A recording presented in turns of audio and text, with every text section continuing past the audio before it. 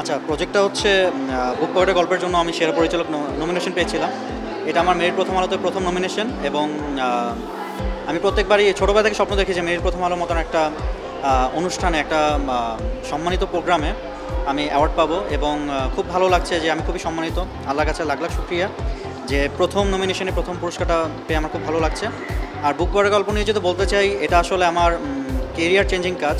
এটা শুধু আমার না, যে আমাদের এখানে যে কাস্টিংরা ছিল, যে ক্রু মেম্বাররা ছিল, সবার জন্যই বুক পকেটের গল্প একটা আশীর্বাদ হয়ে এসেছিলো আমাদের জীবনে। বুক পকেটের গল্প মূলত আমি শুদ্ধ প্রেমের গল্প বলতে চেয়েছিলাম। শুদ্ধ প্রেম কি, মানুষ কীভাবে শুদ্ধ প্রেমটাকে খুঁজে পাওয়া উচিত।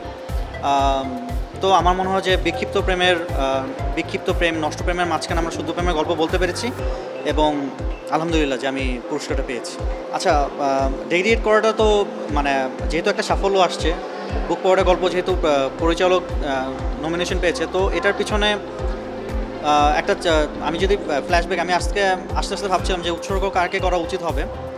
তো আমার যাদের নাম মনে পড়েছে আমি তাদেরকে উৎসর্গ করতে চাই। প্রথমে হচ্ছে আমার মা, যে আমাকে ভাত খাওয়াতে খাওয়াতে গল্প বলতেন, গল্প শোনাতেন এবং আমি গল্পের প্রেমে পড়েছিলাম প্রথমে ছোটো বয়সে।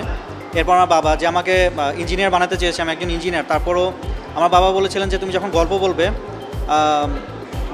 ভালোবাসার গল্প বলবে, ভালো মানুষের জন্য গল্প বলবা, যাতে তোমার গল্পগুলো 100 বছর পর্যন্ত বেঁচে থাকে। এরপরে হচ্ছে কেরিয়ার শুরু করার পেছনে প্রথম যে অবদানটা আমার ছিল, এটা হচ্ছে অভিনেতা তৌসিফ মাহবুব ভাই, যে আমার গল্পকে সবসময় শ্রদ্ধা করেছেন, সম্মান করেছেন এবং বিশ্বাস করেছেন যে আমি আজকে এই পর্যন্ত আসতে পারবো। আর যে বুক পকেটের গল্পের জন্য আমি আজকে সেরা পরিচালকের পেয়েছি, এই যে শুদ্ধ প্রেম আসছে আমার জীবনে, এটা প্রধান কারণ হচ্ছে আমার প্রিয়তম স্ত্রী, যার সাথে আমার মাত্র 23 দিন আগে বিয়ে হয়েছে। এটা প্রিয়ন্তী ইসলাম। তো আমি সবাইকে উৎসর্গ করতে চাই, বুক পকেটের গল্পের পুরো টিমকে আমি উৎসর্গ করতে চাই এই অ্যাওয়ার্ডটা।